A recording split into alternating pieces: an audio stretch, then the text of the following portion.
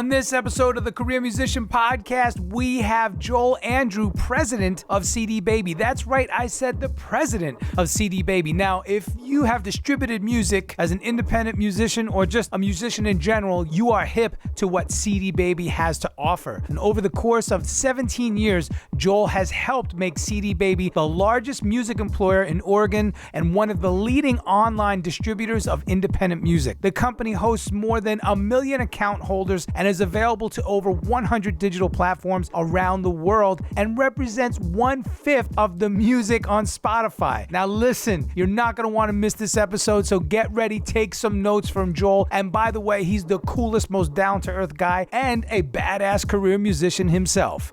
Right here on the Career Musician Podcast with yours truly, Nomad. Welcome to the Career Musician, Mr. Joel Andrew, president of CDBaby. Yeah, hey, thanks for having me. Absolutely. So glad that you guys reached out. When I received the email, I was definitely super stoked. I'm like, okay, now this is something that we can, get behind because we have so many similar, motives or, desires to help the independent musician. Right. Yeah. Thanks for thinking of us. Thanks for having us on or me on. Yeah. That's nice to hear. Awesome. All right. So getting started, man, I mean, typically I like to ask all my guests, how did they become a musician? How did the bug bite them? And obviously your story is a little different because you didn't take on, at least right now, you're not in the standard musician, situation. You've kind of vamped out and grown in different directions, which I think is even more amazing. But initially, how did you say, okay, that's it. Music is it for me? Yeah. So I am a musician, still play in bands, still spend too much money on it, all that sort of fun stuff. My start was a couple ways. One was my family my dad was a creative designer. He was always doing art show galleries and whatnot. My mom worked with textiles and would make outfits and costumes. My sister, she was a fantastic illustrator. So I just grew up around a lot of artists. I was never as good as them with like more visual things that you would see. So I kind of had to find my own little path. And then music was kind of made the most sense to me. I also grew up in church, killer gospel band that was at my church. And they always had somebody that they just needed somebody to fill in for. That was really how I started thinking of myself as like, yeah, a musician was just a weekly gig to kind of keep something together. Met some fantastic players over the years, that sort of stuff. But I never thought of it as like a career. It was just, hobby at that phase, trying to figure out how to define myself. But yeah, that's how I got into music, art family, church, classic story, I'm sure, for a bunch of people. Awesome. And you're a native of Oregon? That's right. Yeah. Born and raised in Portland, Oregon. Nice. Tried to move away for a couple of years, which is like a tricky music town. I don't know. There's the grunge and all that kind of fun scene that kind of came out a while ago, but has a huge jazz community, has a huge R&B community, largely fueled by that kind of church and gospel scene. Good hip hop community, a lot of underground hip hop out of Portland and kind of the Northwest. The catch though is that nobody tours through Portland too much. Like it's not a hotbed city you're trying to hit. Maybe if you're finishing up the week in Seattle, you're trying to get down to the Bay or LA by the weekend because that's where the big shows are going to be. So it's a lot of weekday shows where just you'd randomly catch an artist coming through town. Not a destination that it is now. At least when I was growing up, it was kind of harder to catch the bigger acts, but it made us really focus on homegrown bands, all that sort of thing. That was kind of a big thing for us. Was local was key. Building your own scene was key. So it was, born and raised Portland, Oregon. I actually really like that. So I'm originally from New York, East Coast. So that's kind of, especially back then, there was a big music scene. Out here in LA, where I currently reside and have my studio, it's, it's the big commercial music scene. So right. I like the antithesis of what Portland represents. And like you said, number one, homegrown. So on that note, all puns intended. Sorry, I got to have some cheese. Sure. I've toured quite a bit over the years with different acts, and I've always loved going to Portland because it was exactly what you said. It was a treat. I would always do Seattle and then Tacoma, and like you said, the Bay Area, go down to San Fran and all those other places, even San Jose and whatnot. But anytime we would stop over in Portland, I've done a casino out there quite a bit. I can't remember the name, but you might know. There's a bunch of them. It depends on the size of the gig, but I mean, that was one of the big draws for like the touring acts was, Portland was, I don't know. We had scenes. We had people. You would just go to a show because I don't know. It was nowadays you see a live music sign on the outside of a bar, and it's kind of like a hit or miss of what you're going to do. But in Portland, you just went and saw music. There wasn't, again, kind of like waiting for this artist or waiting for that artist. There was always a pretty good, healthy scene that was willing to go and kind of catch whatever. You do just go to the casino and see who's playing type stuff. Sometimes they're big, sometimes they're not. But yeah, we had to, I don't know, it's a music town that wasn't traditional. So it kind of had its own thing, its own vibe. As a touring, I don't know if I'm allowed to ask you questions, but I'm always fascinated when somebody's like talks about Portland that way. Because to me, it was like I would see my friends and then I would go home and sleep in my own bed. But everybody else who was touring through Portland, were you staying in Portland? Were you like making connections? Were you trying to get out of there as quickly as possible? So the opposite for me, first of all, I love nature and the mountains. So anytime we would drive up to do those casinos, we go through these giant forests and I'm just like, oh man, I just want to get out and explore. Right. So no, I never wanted to get out of there. I wanted to actually stay longer.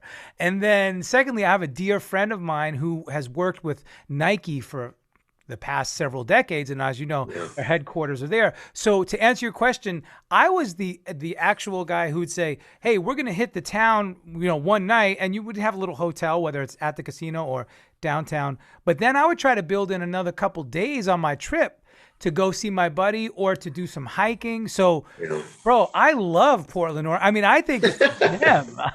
And I love that indie vibe, that homegrown vibe, which is so cool because I like how you were able to spin that into your position over at CDBaby. And to me, correct me if you think I'm wrong, but isn't that what CDBaby represents as a whole? It's all about the independent musician. Yeah, so it was definitely our vibe. And so CDBaby actually started in 1998 in Woodstock, New York, but moved to Portland near right away. The scene was different. The vibe was different. There was like a community of musicians. So the way that I found CDBaby and ended up working there was I just signed to a little label, local Portland label. We didn't have a distribution plan. I don't know if the label knew anything about what they were getting themselves into because they were pretty new, but we were a small new band, just signed to them. And I had heard about CDBaby through some friends of friends that, hey, they do distribution. So I thought I'll just run down there on behalf of the label, go talk to them and see what's up. I just kind of go in. It's a bunch of people who look like me hanging out, my age. And they're like, yeah, sure, we can do distribution for you. You just sign up on our website. That's the end of the conversation. And then they also said, hey, would you like a job? We're hiring. And so I started working in their warehouse. And yeah, everybody that I was kind of connected to was either a musician or a huge music fan, totally ingrained in the scene. And yeah, everybody that we worked with. So when I started there, we had about 30,000 albums in the warehouse that we were working with, total titles. And everybody who I worked with had an album or two that was coming out of that warehouse. All the artists who would come by were our style. This would have been 2002, 2003. So it was still very much a struggle of, if you couldn't get signed to a major label, are you anybody? Could you ever be successful? And then we had these huge artists coming out of CDBaby. A huge one, Dan Zanes, as an example. It's like a full-time professional musician, just figured out the right genre, the right community. was making more money than some of my friends that, or people that I knew that were working out of major labels. It's like, this is just wild. What's going on with this type of musician? And that was new in 2002, 2003. And then as CDBaby just kept growing and growing, more and more people, similar, like-minded. And eventually, I don't know, late 2000s, early 2010s, it was no longer a debate about whether or not you could be a successful musician as an independent musician. That could be your career. Maybe you'd retire off of that someday. So yeah, we were always around. That was just the Portland vibe, was to not care about your status. It wasn't about how big you were, what sort of tour you were making or what. I mean, those things were cool, but it wasn't what you cared about. It was more about just being an independent musician, doing it on your own terms, which, yeah, aligned with CDBaby, aligned with Portland. Our whole work staff was kind of that mentality, was just pretty cool and chill about it. Yeah, so CDBaby definitely belongs in Portland. Yeah, see, I like that. And in many ways, it's the antithesis of what you find out here in Los Angeles, where, and that's not putting Los Angeles down, but it's very commercially successful oriented. Like, man, if you're not hitting at this level, then you're not hitting at all, kind of thing. So right. I love that. Well, there were so many. Yeah, what's hard about Portland versus LA is, like, in LA, there are so many professional musicians. In Portland, now it's starting to shift because people are moving to Portland left and right. But, not too long ago, maybe you were like one of three musicians in a friend group. And so to just say that, like, you released an album was amazing. To say that your music's up at Spotify was impressive to everybody. In LA, it's kind of like, well, so is everybody. So is your Uber driver. So is, like, literally everybody's there. So it just that community is different. But simultaneously in Portland, there were a lot of people who were kind of like, this is all I want out of it, is just kind of like to have an album a year, play a couple of shows locally, maybe get out of town a couple of times. And that was enough for me. But then when I would think, these were some of the best musicians I'd ever played with in my life, I can't believe that that's all they want. Why aren't they trying to go out there and do more? So with that kind of chill vibe, also sometimes comes like a tempered ambition that it just depends on what you want. So if you want to be around a bunch of musicians that are going to push you to be the best that you can, got to be in LA or New York or somehow connect with that type of community.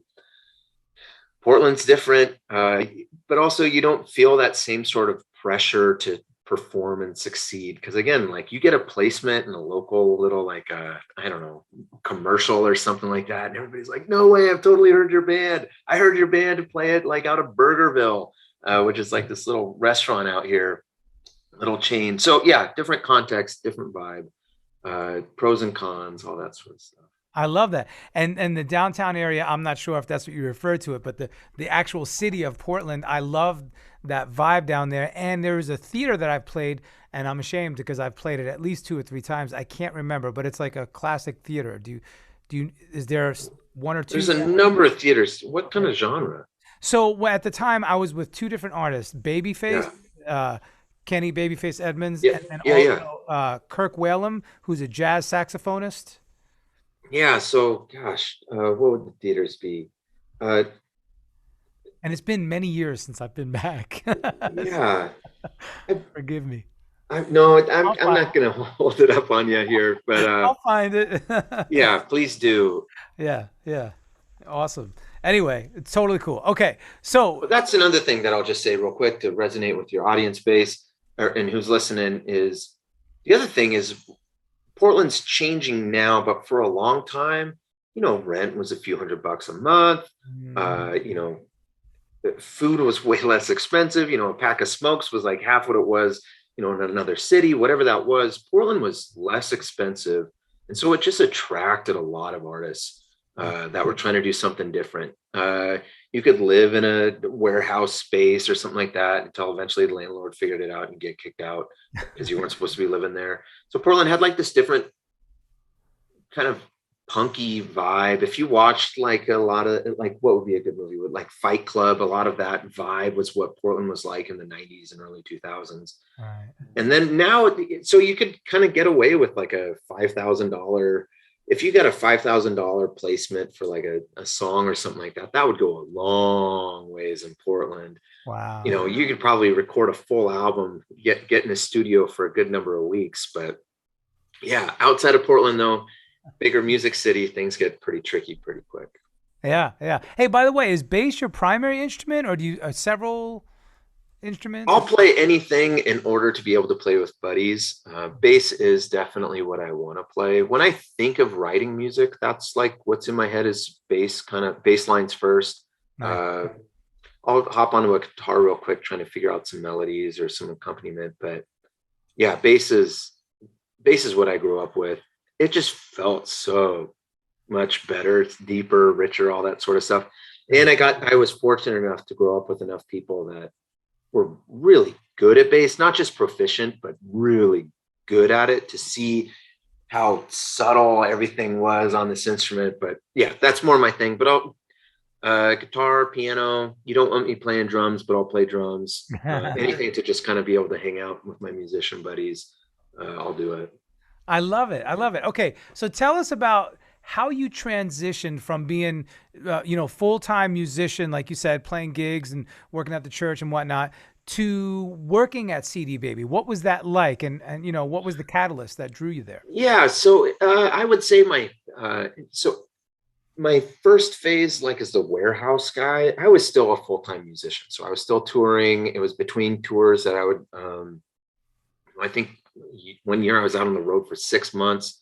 Whenever I was home, I was just back at CDBaby, just working. And that's what was great about the company, was they really supported that. Which, by the way, I have to interject. So this is so important. I want all the independent musicians out there, who aren't like, if you're not Justin Bieber, I want you to listen up. Don't be ashamed to do both. That's like such a huge thing. So kudos to you, my brother, for doing that. Thank you. It's okay to be on tour and then go work somewhere at the same time. Sorry. Right. Yeah. The way that I've put it, because I've talked with a ton of musicians over the years, is there's a number of ways to finance your musical endeavors. And some of those are through labels or banks or whatever you want to call them these days. For me, it was my day job. And that would allow me to go live this life that was really my reality. That's what I wanted to go do. That's what was important to me. Yeah. So I was touring, and it just wasn't working out. And we kind of, for us, at least, there was this phase. We were this band that started together. We're a number of different bands that all started together. We were kind of these democracies trying to figure out how we grow, and we all had different ideas. Then there were people like me that just wanted to live on the road in a band with other people that were kind of like, hey, I have a kid coming, or like I want to go back to school, or whatever these things are. So we just started diverging more and more. And so it started being harder to spend that much time touring with those projects. And so I just started spending more and more time at home, going to CDBaby and working. And so what was it? I spoke Spanish, or I speak Spanish, and we started having customers call us at CDBaby that spoke Spanish. And they were like, hey, could you jump on the phone with some of these people? And I realized this was a cool transition point for me, was as a touring musician, speaking with other musicians who needed help with their careers or signing up at CDBaby, or whatever else. You can call CDBaby for all sorts of stuff, not just about how to sign up with us. I started resonating and going, oh, I know a bunch of stuff about being a musician, about being a touring musician. And I really enjoyed sharing that. So you're out on the road and you're just starving, or at least I was. Hopefully you're not. And it just was a really disempowering situation. I was just kind of like, we didn't have money to leave the green room or really get out of the van and go visit cities, because we were investing in an album and all this kind of stuff. And then I would come home and get to talk to artists all day and just resonate and really connect, because we have our own language. We know what matters. I definitely want to hear your tips, because that's going to enhance my career, and vice versa. And so I started, getting on the phones with these artists, and I was like, I know stuff. It's really important to them. It makes me feel good to share this information with them. And it's I thought pretty basic stuff that you only learn by living in a van for 6 months. It was like, oh, this is cool. So it wasn't about business or like responsibilities or anything like that, but just to be able to talk to artists all day, every day as a job was just, that was too cool to pass up. And so I just started getting more and more interested in that. With that came a little bit more and more money. And then with more money was like apartments and like responsibilities and those sorts of things that were kind of like, I like this stuff a little bit more than eating tuna fish out of cans every day. I wanted something different at the time. And so I kind of did that phase where maybe I did it too hard, where I transitioned too much into a professional and wasn't focusing enough on music. And my girlfriend, wife, at the time now wife, she called me out and was like, "You're turning into a jerk because you're a musician and you need to play music. You're not getting your musical outlet out there. You're shutting off your voice." And so, yeah, that's been the rest ever since that first couple of years. It's always about finding the proper balance between being a musician and being a professional. Still tough, still trying to figure it out, doing my best. Yeah, well, okay. First of all, there's so many great things to unpack there. So, and I'm going to work backwards. You said balance. So, without balance, right, it's hard to have peace in life. And your wife or then girlfriend said to you, "You're being a jerk." And I can relate, because if I don't get my creative outlet, if I don't have enough creative flow, right, we can be grouchy and like, you know, Right. so man, I love the fact that you brought that to light. Yeah, that was a big deal. And that's how I kind of focus on my balance is, you know, meditation is a big part of my life. And I get that space to kind of go like, well, if something feels out of balance, it's easy for me now to go like, can I tie that to music? Can I tie that to like, you know, pandemic has been really hard. I'm not practicing with my buddies. I'm doing these, you know, jam kazam things online, trying to like figure out how to like connect with everybody. It's filling somewhat, but definitely not fulfilling what it was kind of before. And so I have to spend more time trying to like learn other instruments, whatever those are. But I step back, try to figure out what feels weird in that space. And it's nice to go, it's a first step for me to go like, is it tied to, you know, music?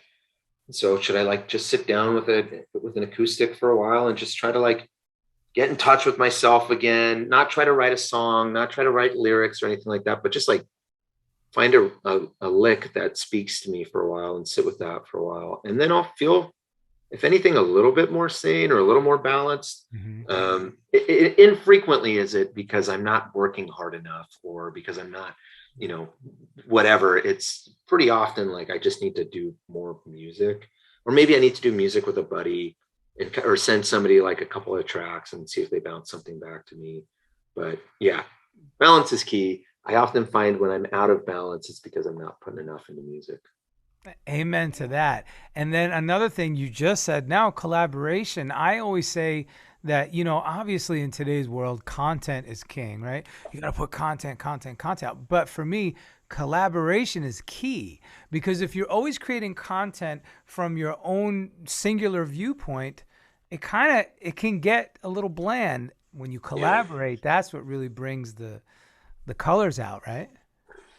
Yeah, at like a whole bunch of different levels. The collaboration of just like, you know, I was fortunate enough to grow up kind of like in bands. And so there was always like other perspectives, largely guitar driven bands. And so, you know, we were able to kind of push on each other. There was always like the Zeppelin head. There was always kind of like the, you know, the indie punk or hard rock or whatever. And it's just different perspectives coming in about like trying to think about what is missing from a song or from a performance was key. And then, yeah, gosh, probably the second label that I got signed to at the same time that we got signed, a band out of London got signed to the same label. And so we were at some sort of like tour or a label showcase. We connected with them and they were like, we should do these tour exchanges, these tour swaps, where we would book a bunch of shows for them. They would come out and they would tour with us for like a couple of weeks, and then vice versa.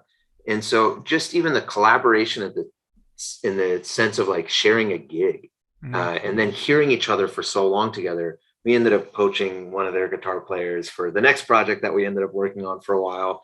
But yeah, just the interaction of musicians. So whether it was touring or songwriting or even finding opportunities to like get signed to the right sort of label or manager or whatever we were trying to do. Yeah, it's key to, I guess, just have that social connection with musicians. Yeah. And then now, like that, I'm so isolated still today, to be able to take some tracks and share them with some buddies that I know will do the right thing or add some nice production to it. It's just, I don't know how I would have been able to cope with the pandemic, I don't know, 10 years ago when it was really hard to send it off to somebody's. And now it's just like, I can do it from my phone and then I'm listening to what they send back immediately. I couldn't imagine sending tapes through the mail, or I think I just wouldn't have done it. I did it. That was me. Tricky. I was sending ADATs and DAT tapes and DA88s and then CDs, CD-ROMs and whatnot. But as it evolved, I've been through it every step, and you're absolutely right. So now here we are at this technologically advanced era, and it is a beautiful thing. Speaking of which, you said something else that reminds me of this. Okay. There's the whole stigma of the starving musician, the starving, struggling musician. And you said it yourself, eating tuna out of the can, you got tired of it. And then when you got, oh, I can actually have a life. I can have a real job. I can have real nice things. I can start a family. That transition, I think, is so important. And I think, don't get me wrong, I'm not putting anything down. When we're younger, we all have bright eyes, set for the moon. And we're going to pursue our dreams. But then at some point you realize, hey, maybe I do want some balance, some other things. That moment in time is so crucial. And, you mentioned like you had an aha moment. Oh, I want to do this. Setting it up in a systematic way, because now you do it as well. You just said it. What does your daily routine and schedule look like? Again, keeping that balance in mind. Yeah. And also, as I mentioned, focusing on balance, because when I get, like I have to recognize that I have a tendency to get out of balance. It's just the way that it goes. And so my routine is, as a, president of a company, I'm probably up about 6 or 7 o'clock and getting some exercise, checking my phone for emails to see if there's anything that came up immediately. Our holding CDBaby is owned by a company that a music firm based out of New York called Downtown Music Holdings. And then they also own some sister companies of ours that are based in the Netherlands and some other countries. And so there's this kind of global continual time cycle of, when it's 7 a.m. for my time, somebody else is going to bed or whatever that is. So always on the emails, exercise, and then just get on calls with other professionals that I work with. So probably 75% of my day is just talking to people from this room on this laptop until we can all get back to the office. Wow. What's cool, a quick side note about CDBaby is most of the people that I connect with, like, because they've been at CDBaby, everybody who I connect with has been at CDBaby for a long time. It's a pretty common thing. I've been there 18 years, and there are 3 people who've been there longer than me. Most of the people that I work with have been there longer than 15 years, if not 7. Most of the company's been there longer than 7 now. But oh well. So I just talk with these employees all day, these coworkers all day, just talking about, hey, what are we going to do here to help these artists? And that's kind of most of the day. And then the little occasional, maybe every other week or something like that, I get to do something like this that's a little more outward facing than just kind of internally on the company.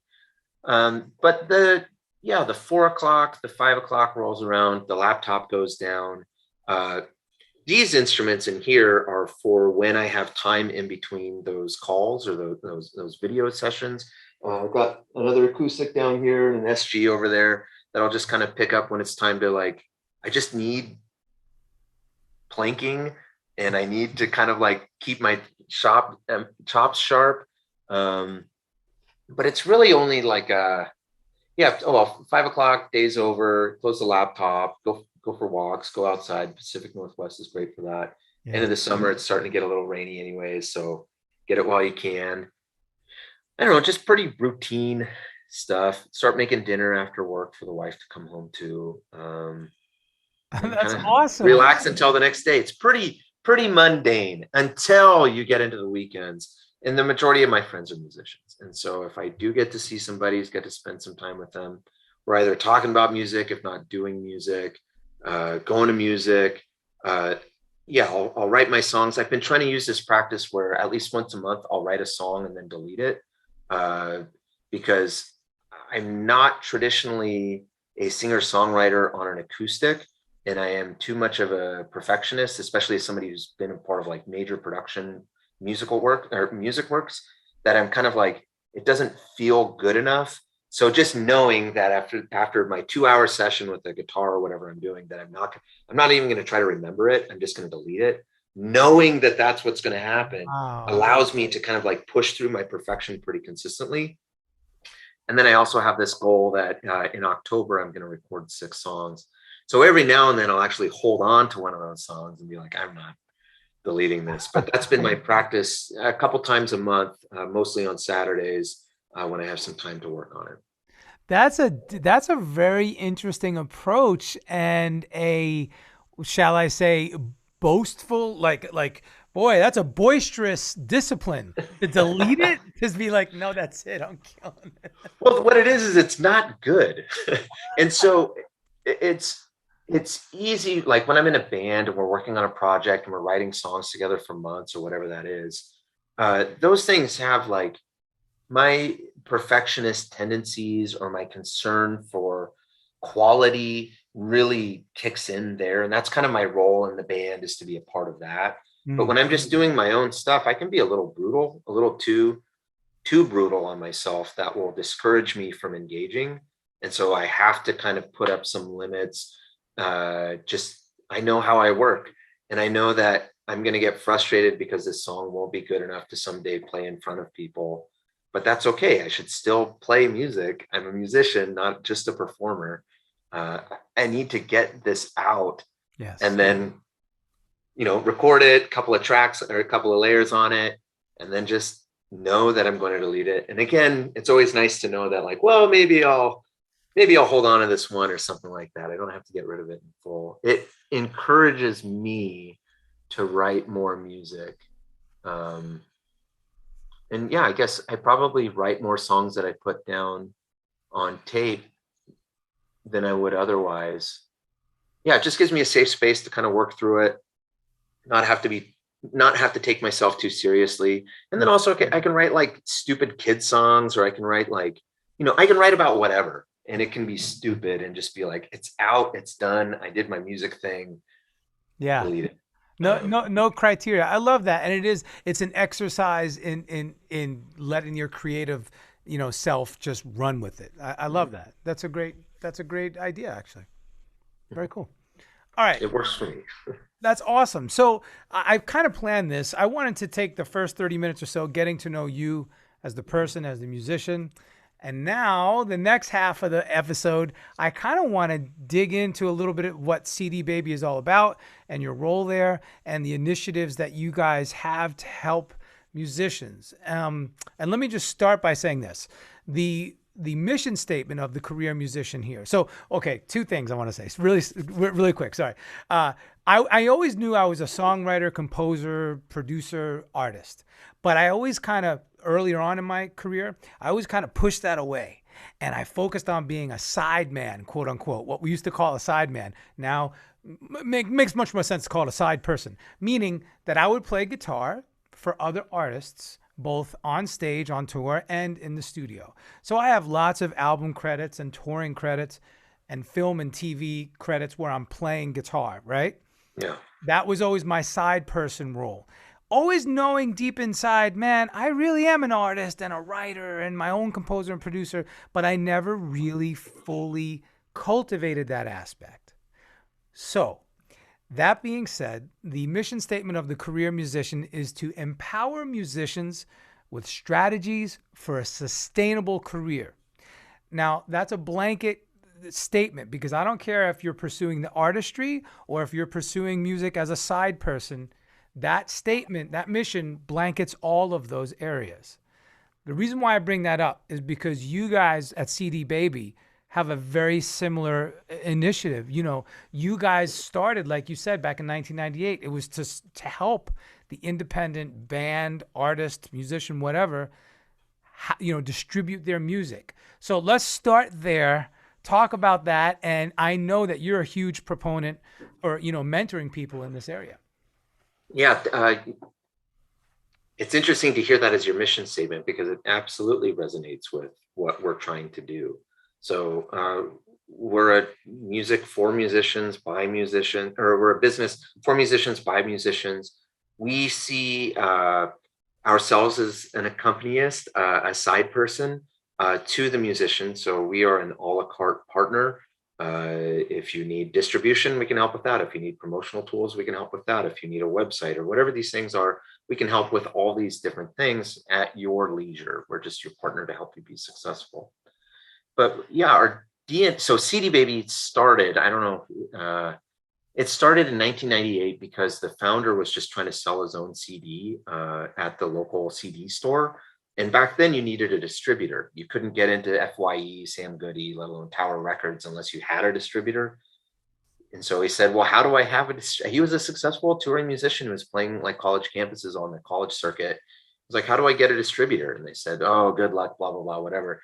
And so they ultimately gave him some parameters. So that's how CDBaby started, was he created an online distribution company just to sell his own CD. And then he got his CD in the local store. And then all of his buddies started finding out, hey, can you get my CD on your store too? I'd love to get, or on your website, I'd love to get my store in the CD stores as well. Stores started going away over the next number of years, and it just kept growing and growing and growing. Initially as a personal project, then a side project, and then to a full business. And so around when there was 20 employees or so, it's pretty obvious that like, it's just a business now. It's not like a thing. You had employees that were getting benefits and all this kind of stuff. So it shifted from an adventure to a business at the same time that the founder was really defining like, so what's CDBaby future? So if distribution goes away, what are we going to focus on? So at that time, it was only CD sales. So we started doing MP3 sales off of our store as well. Then we got the first independent distribution deal from an independent label to be at iTunes. So it was 5 majors at the time and CDBaby, and that was it. And so we just knew that, everything that we should be doing is thinking not just distribution. That just happens to be one of the more complicated things that occurs in the industry, and now it's almost dime a dozen. There's so many competitors to CDBaby. It's not super convoluted like it was way back in the day of what you had to do. But again, our vision wasn't, let's be a great distribution company. It was, let's make solutions for independent musicians based off of technology. So that's the other side of it, is CDBaby is a tech company. And so we look at it as like, well, what's the next big problem that that an artist has right now? Let's figure out publishing or something like that. So CDBaby started this publishing company. Now we're empowered. We sistered up with Songtrust. We're a sister company with this other firm called Songtrust that does publishing. But initially it was just, what's another problem that we can help solve and use technology to help fix it? Because that's the other thing is CDBaby artists, long tail artists, they're not making millions of dollars. And so when you take a small fee or a small cut, you have to you can't just put it into a whole bunch of people that are doing, you can't just hire a whole bunch of managers. You have to build technological tools, digital tools to be able to help these artists at scale, because that's the only way it works. So when majors were trying to find the next huge artist so that they can make their next $1 million to pay for the next 1 million employees that were going to help all these artists be more successful, CDBaby was all about, let's build additional tools. Again, just to help the artist, help you spend more time focusing on just creating music. Back to your was it a side person? I forget what you said. Yeah, side person versus artist. What's cool about my role as the president of the company is I would take it all the way back to, I'm a bass player, because my role is not to be front and center. And there's some fantastic front people, bass players, I love watching them. But really, I always felt like my job was to be in the pocket and like enhance and support the expression of the more lead instruments. And I parallel that a lot, not only as the president of a company, but just as the business itself is like, we're here to be in the pocket for you. We're your rhythm section. We just support you. You do what you want to do, and we'll make sure that you don't have to worry about any of this other stuff. Don't want to worry about your email list. Don't want to worry about your release timing. You don't want to worry about any of these other things. Let us handle that back, with me on the bass. You just do your thing. And we'll also, the other thing is like a really good bass player fills the void. Sometimes the bass player's got to step back. Sometimes the bass player's got to pick it up, kind of push you, slow the song down. You can have a lot of control from that place, but it's all about making the best experience, the best music, the best performance, whatever that is, the best recording. So yeah, that's kind of the ethos at CDBaby as well, is like, it's not about us. It's about the million artists that we help out, making sure that the next musician is like, I don't know if I'm really a professional musician. I don't know if this is really the career that I want cut out for me, but I'm clearly still a musician. It's like, well, sign up at CDBaby. You don't have to be a full-time career $1 million artist. Sign up at CDBaby. We'll take care of everything you need to help take care of it. So that way you can just focus on making more music. Just focus on the part that you're really good at. So I guess CDBaby's vibe, let alone what I get to do now as a president, we're just here to be a side person, make that front person be that much stronger, let them focus on what they should be focusing on, which is the really important stuff. And then we'll just kind of, be in a company. I love that parallel, by the way. Thank you for connecting those dots. That was beautiful. With some of the milestones that the company has achieved, like, you're the largest music employer in Oregon. Sorry, sometimes I say Oregon because of my New York thing comes out. So I try to make sure. Yeah. There's plenty here calling it Oregon as well. Yeah, Oregon. Yeah. One of the leading online distributors of independent music, that goes without saying. I mean, it's clear. It's what I found is the company has more than 650,000 artists, but it's probably a lot more than that. Like, it's over 1 million. Over 1 million. That's what I thought. All right. And let me be clear. There's a difference. So we have account holders, and it's over 1 million. Inside of an account, you have countless acts. An act that's like a singer-songwriter or a band or who knows what. Countless. And then inside of that, you have a band, and who knows how many members are in a band. So CDBaby is still trying to figure out exactly how many musicians we work with.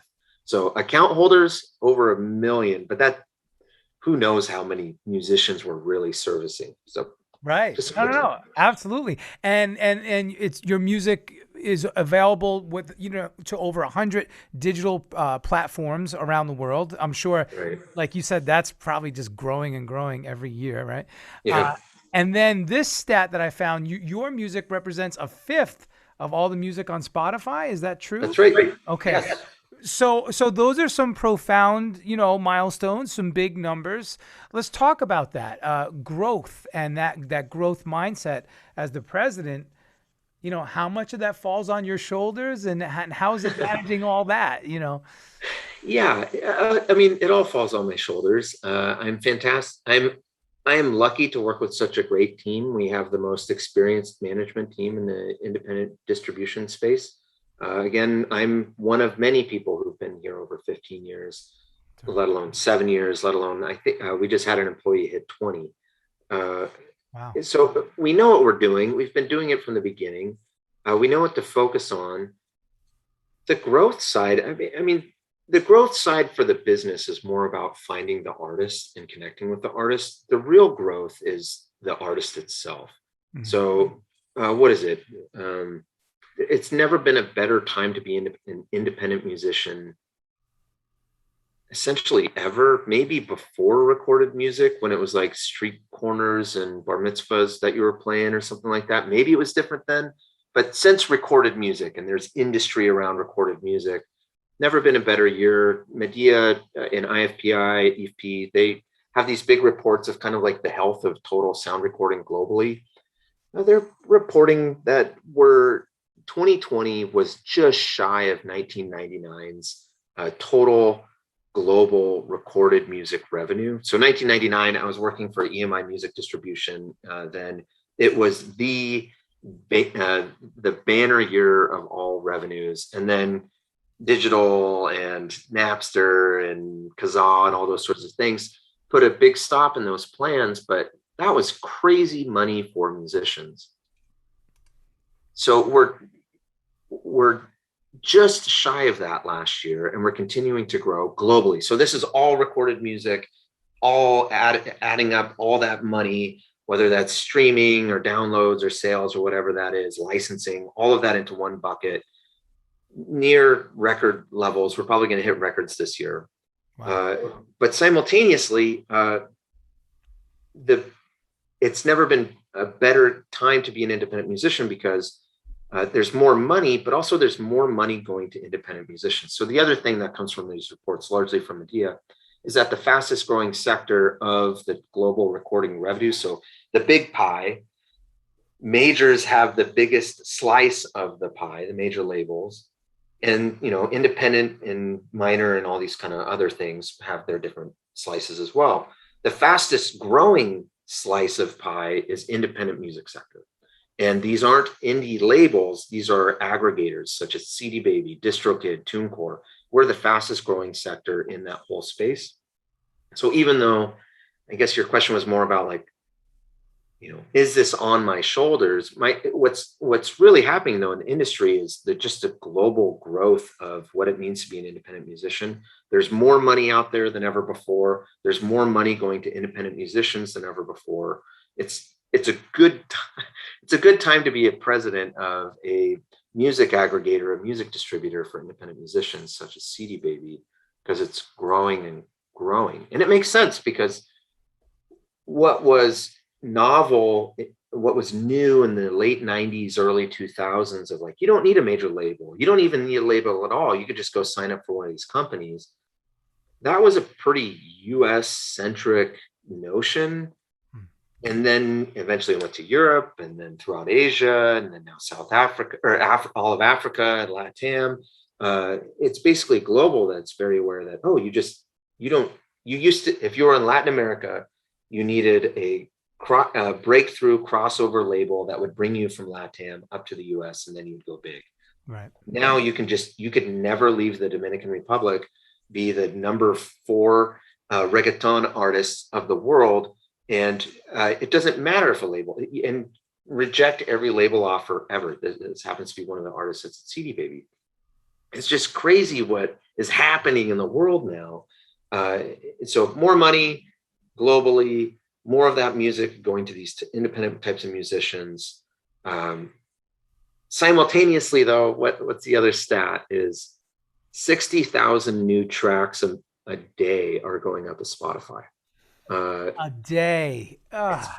Bonkers. How many of those stay up? That's a big question because even though it goes up doesn't mean they stay up because there's a lot of weird stuff going on out there. But it's a huge growth number. So yeah, it's not just more money going to independent musicians totally and growing, but also there's like a lot of competition out there going on about like, how do I cut through the noise? How do I make sure that my music is heard? Sorry, I went for a long one. The last thing that I'll say to all that is like, what's really cool about that though, is the social community. 20 years ago, you didn't know how to be successful as an independent musician. You didn't know what that meant because you were measuring yourself against, huge artists, huge breakthrough artists that arguably you were never going to be.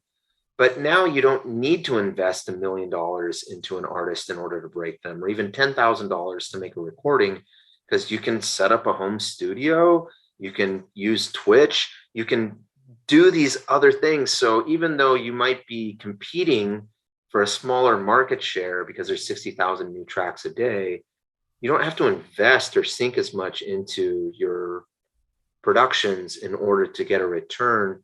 There's probably a good number out there that talks about what that ratio is properly, but more money, increasingly more money, and more tools and access to be able to get after that money. It's just, that's what's crazy these days. Yeah, well, no, sorry, I didn't mean to interrupt. No, no. I get excited as you're saying things. I'm like, oh yeah, I like that, I like that, I like that. So I'm keeping track. Yeah, you got a show to do. Yeah, no. It's a lot to unpack, and there's some great gems in there. So I want to start with this. First of all, thank you for bringing up DistroKid and TuneCore and such, because I was going to ask you about that. I was going to say, so I'll present this question first. How does CDBaby differ from the other aggregator distributors? Yeah. So in a number of ways, I think the most impactful for an independent musician such as myself is that what DistroKid is trying to do is really provide digital tools that artists want. And if it happens to be distribution, so Philip Kaplan is a fantastic visionary technocrat. And if he has an idea for something, he's going to build these things, and hopefully artists really want them. Sometimes they do, sometimes they don't. Sometimes they do, but they don't know how to use them. And that isn't really the vision of DistroKid. It's more of like, hey, if you want to use this stuff, it's here. And if you can use it, great. If you can't, sorry, that's not who we're going after. TuneCore is a little bit different. So I would say DistroKid is more also about creators, which are different than traditional musicians. I would define, and there's a lot of gray area between the two. And you have to kind of be good at both to some degree these days. But I would say a creator who's kind of like creating content on YouTube first, who like films themselves while they write a song and make the full production. Their fan engagement is really to watch them do a live performance, to make a song video wise. And then DistroKid has tools to like help those types of creators. TuneCore is more about the traditional artist, the bands, the singer-songwriters who aren't necessarily looking for as many digital tools, but they still need distribution. They still need what's out there. So I would say between those two, they're just kind of focusing on different sectors of types of musicians. CDBaby, I think, is the right balance between the two. I don't want to sell too hard because that's when I always stop listening to podcasts. But the difference is CDBaby knows who it's going after. We're going after traditional musicians. We're going after the bands, the singer-songwriters. And we also hyper recognize, because we've been doing it for over 20 years, that that's not an easy thing for, musicians aren't synonymous with technology. Musicians don't know. We were just joking before you hit the record button about how I always, forget to plug in the last little bit of my cable, or you hit the phantom power button, or you're soloing a channel or whatever is going on. Yeah, I forgot to hit the phantom, like, duh. Yeah. Those are real things for musicians. And so CDBaby's vision of what we're going after is, let's make sure that musicians focus on what they have to focus on in order to make more music. It's not focus on the internet. Let's break down, as we've been doing for the last 20 plus years, let's take really complicated things and break down how distribution works. So now it's a dime a dozen, you sign it up, but we're the first to go like, this is too complicated for an independent musician. Let's make it way simpler. And so that's our mission. That's who we are. It's what we've been doing for a long time. So we're not just like tools and we're that you can use that are just sitting there. And we're not kind of we're not just focused on traditional distribution solutions.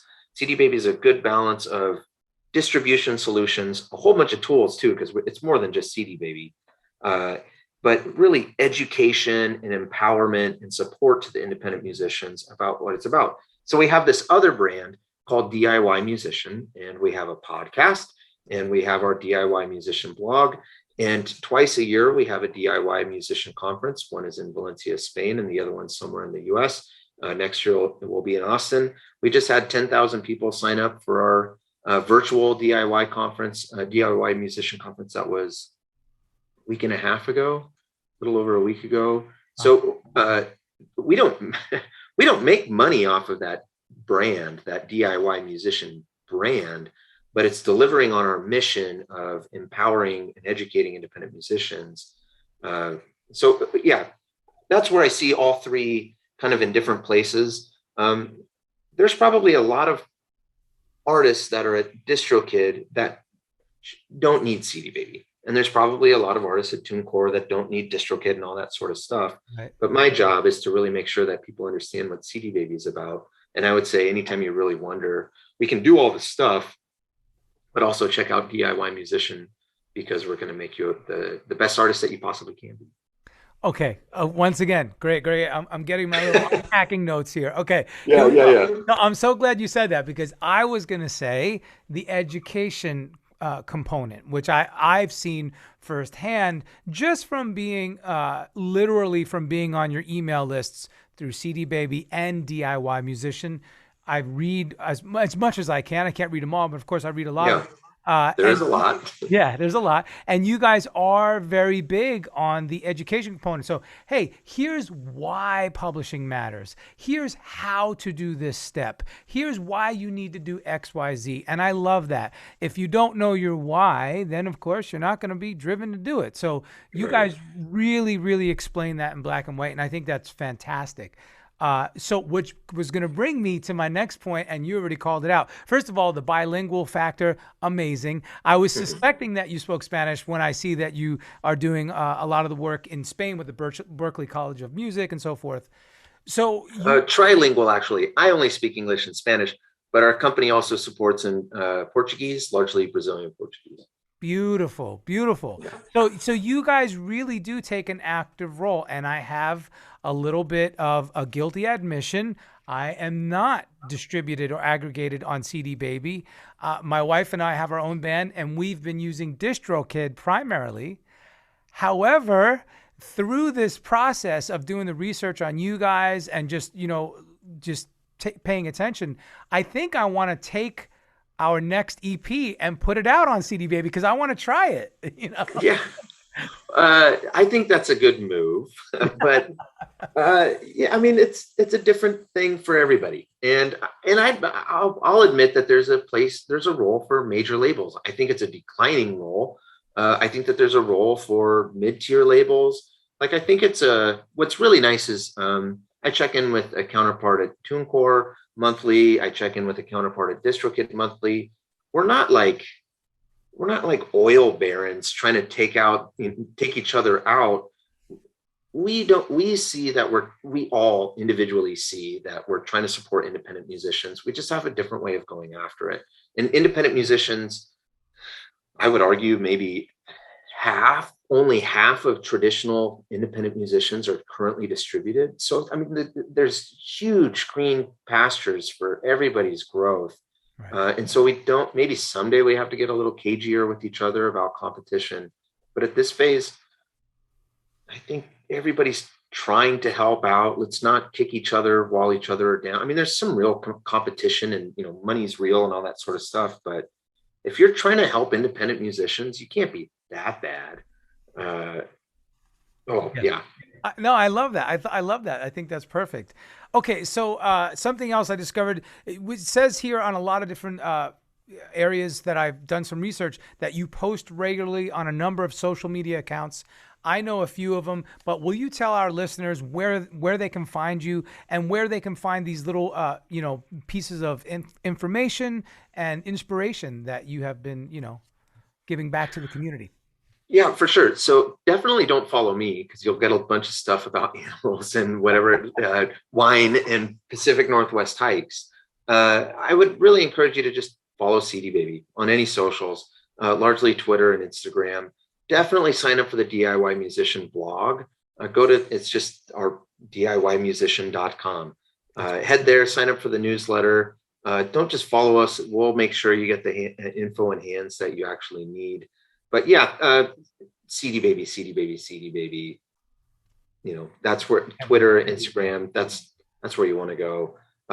Check out our conference next year. So we're going to be in Austin. We're going to have about 1,500 independent musicians. It's 3 days. Most industry conferences, I don't know how many musicians try to go to South by or whatever, but those are expensive conferences. I think the highest, if you miss the early bird sale for the DIY conference and you have to pay full price, I think it's like $130 for 3 days of being able to sit in a room with people from Spotify and YouTube Music and Amazon and everybody, let alone all the keynote speakers. Last time we were in person, we had Daryl McDaniels from Run DMC and Questlove come out and drop a bunch of knowledge about what it is to be a musician and different perspectives on things. It's crazy. Oh, but sign up for the blog, because even if you can't make the conference, you're going to get a lot of that same information.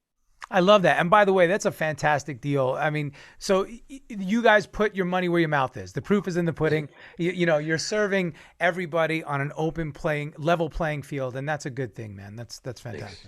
Yeah. Appreciate it. So, hey, I always like to ask my guests 2 final questions. And this would be, they're both kind of the big ones, so to speak. How do you define success? Ooh. So this has been evolving over the last number of years. Because I both define it for myself and also, I'm helping over 1 million artists define it for themselves, because I'm in a position and have a platform to be able to say, maybe your concept of success is not helping you in the way that you need it to. So what I really try to focus on is, what are your goals over the next year? Keep it for an independent musician who's not making over, I don't know, a few $100,000 a year. Those other people, I'm not trying to speak to them, but if you're in the maybe $1,000, $2,000 a year, it's a side project, you're a hobbyist, set some goals for the next year and hit that, and be really gentle on yourself if you don't. And that's it. If you have what could be some good, easy ones, if you're at the beginning of your career, get 20 fans. Like, this is what I knew from being from a touring musician. You'd drive for 6 hours, you'd get to a town, and there'd be 20 people there for a show, and you'd be like, is this worth it? This is so 20 people, come on. But the context is, as talking to countless musicians, let alone people who aren't musicians, imagine if you were a musician, or if you were never a musician and you always wanted to be a musician, and for like, I don't know, $100,000, you could just pay somebody to put an outfit together for you, that suddenly you're in a band and you have 20 fans who are going to come to your first show and listen to you rock out, and they're going to love it. The context of that, of somebody who never had that versus somebody who has that, is just, it's weird. So I used to think of that as a bad thing because I wasn't Blink 182 at, who was in our genre. And so I was like, this is a failure.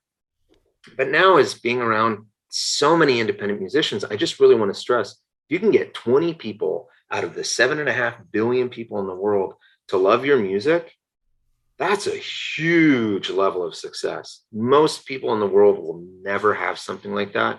And pretty much everybody in the world at least wants something like that someday. So 20 fans around the world that are going to subscribe to your next release on Spotify or whatever that is, Apple Music, or any place, however, their email, or people following you on Facebook, that's a real thing. Just 20. What could you get in the next year? The other one is like some money things, be profitable. Set that as like a goal, instead of this thing that's like, I'm going to quit my day job, I'm going to go make $1 million. Maybe you'll get there. I hope you do. But what's something you could do in the next year? Maybe limit the amount of money you spend. Maybe just spend on the right things that help you get to that next phase, and just kind of go like, well, I spent maybe $500 on this total, a little bit of this, a little bit of that. I'm going to try to make $500 next year. And that seems like not huge. And it's also not big and glamorous because you're not signing those $1 million checks. But just to be profitable as a person who has a passion about something in particular, that's, let me just say, for the 1 million+ musicians that I work with, if they just set a proper context for how many fans, and just set a proper context for what sort of financial goals they're trying to hit, you will feel really good after your first year. And then and maybe you don't hit them, but you will feel like this is attainable. And then just maybe add a little bit, add 10% the next year, be very incremental. But that's what I guess ultimately is, set the right goals for the next year, so that way you'll feel motivated to set them again for the next year after that. It's like me and deleting my songs. If I focus too much on the next record instead of just what's immediately in front of me, I'm not really setting myself up for success. So define something that will make you feel successful. Listen to other artists who could tell you what that is. Something that you can do in the next year. That's what I would define as success as a musician. What you're doing with your business, if your music is a business, I think you have to shift the context a little bit, but ultimately I would define it as what you need to do to feel that same sense of success over the next year. I love that. That next step that's right in front of you. Don't get ahead of yourself. That's fantastic. And you actually answered both of my questions. The next one being words of wisdom, and they tied perfectly into one another. And it resounds also with me when I think it's Seth Godin when he's finding 100 true followers, right? That's where it comes from. Yeah, that's a big one. Yeah. 102 followers. What was the other one? It was like 200, even 100 fans, but I think it was 200 real fans is what we were talking about internally. Yeah. That was just like, if you could get 200 fans, and so how would you define a fan? It was like, well, if you could get if you had somebody who would spend $50 on you in a year, they would go to your show, they maybe buy a piece of merch, they would absolutely listen to your music at least once or twice a month, it's on their playlist or whatever it is. Like, that adds up to $50. And if you get 200 people doing that pretty quick, like, that's actually some income. Right. It's not something to laugh at. Right. But you get lost in like, well, how do I find the right lawyer? How do I find the right manager? How do I find all these things? And it's like, just get some fans. And if you can get 20. Yeah. So what was it?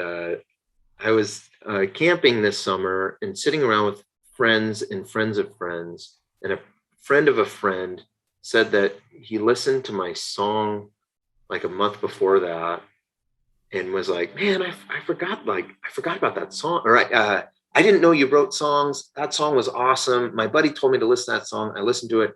That's just great. And I'm a president of a multinational entertainment corporation that has big success. And for just some friend of a friend to say like, you write a really good song was like, yeah, that's awesome. Right. That was one of the biggest things for me. And I've had other people tell me that I write good, whatever, but I guess I just really want to boil down for the independent musician, like, that's a big damn deal. And let that happen, focus on that, and you'll feel quite motivated for everything that's ahead.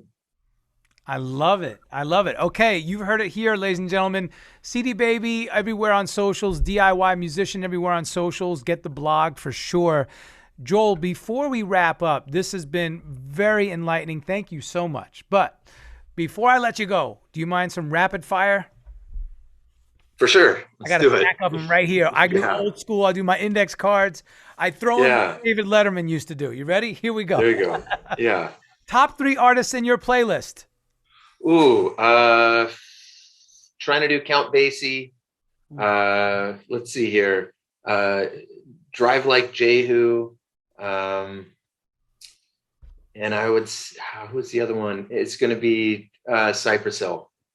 I love the variety. Last concert you attended that you did not play? Last concert that I attended. This is hard because it's been a long time. Yeah. The last concert that I did not play was a friends and family show that was in a buddy's backyard.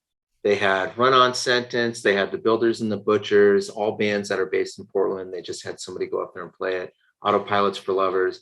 But it was real bands, but broken down into acoustics for like 40 people in a buddy's backyard. Love it. 2 months ago. Favorite food or restaurant? Well, favorite food is going to have to be a burrito. Favorite restaurant? Sorry, Popeye's Chicken. Ooh, that's some good stuff though, man. All right, favorite city besides Portland? Favorite city besides Portland? It's a toss-up between Guadalajara, Mexico, and Valencia, Spain. They're just beautiful, delicious food. You can't go wrong with either. I just always have a good time. I love that. And while we're on the favorite subject, drink of choice, libation that you favor? I'm trying to convince myself that it's water because I always need to drink more water. Honestly, I'm a coffee fan, coffee fanatic. I'm always drinking coffee. So I'll just say coffee, which is why it should be water. Good point. Yes, I know. I got my water over here. I got to drink more. Instrument you wish you played? I don't know what it's called. The concertina, I think is the French squeeze box, the French version. I wish I played that, but that is some complicated stuff. Both the technique, let alone the fingering, I just don't. Buttons, yeah. I only sound terrible when I touch it, and I can't control the volume, so I don't know if I'll ever be allowed to bring one home. But that's what I wish I could play. All right, favorite decade of music? Decade of music. I guess, just because it's hardwired in, I would say 2000s. It's just what I grew up with, and all my great life experiences happened to. So that's what I'm going to play. Song or band or artist that changed your life? Oh, easily. Pedro the Lion out of Seattle. Kind of an emo rock band.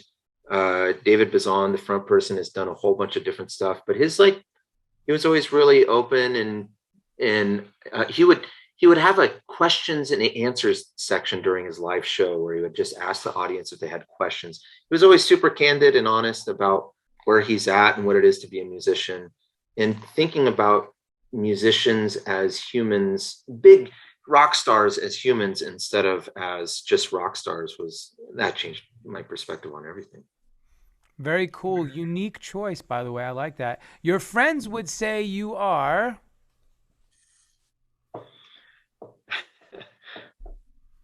I don't know. I guess a good nice time.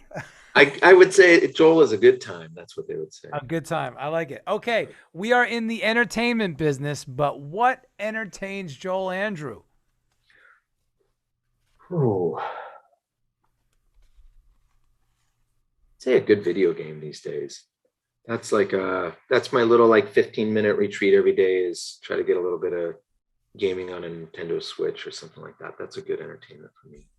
A gamer. Excellent. Dream collaboration that you would love to, studio, live, doesn't matter. I want to play with so-and-so. I want to perform with such and such. I don't know who the drummer would be. Vocalist would be Janis Joplin. Guitar player would be Jimi Hendrix, and then I'd be playing bass. That'd be a band. Could not go wrong. Yeah, that'd be fun. All right, and finally, the little virtual drum roll here. What would you do if you weren't a career musician? Ooh. I'd run CDBaby. You do that anyway. Yeah, I think if I wasn't, gosh, I don't even know. I would be selling tacos in London. Delicious street tacos in Soho. I wouldn't start selling them until after 2 a.m. Bars start to close, clubs start to close.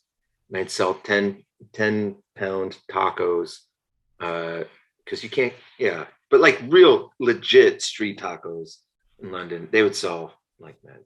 That's what I'd do. I think I totally agree with that. That is an excellent choice, my friend. Joel, man, once again, it's been a pleasure having you on the show. Thank you so much for sharing with us. Thanks for having me. I really appreciate it. Good questions. Thanks for the space. Excellent.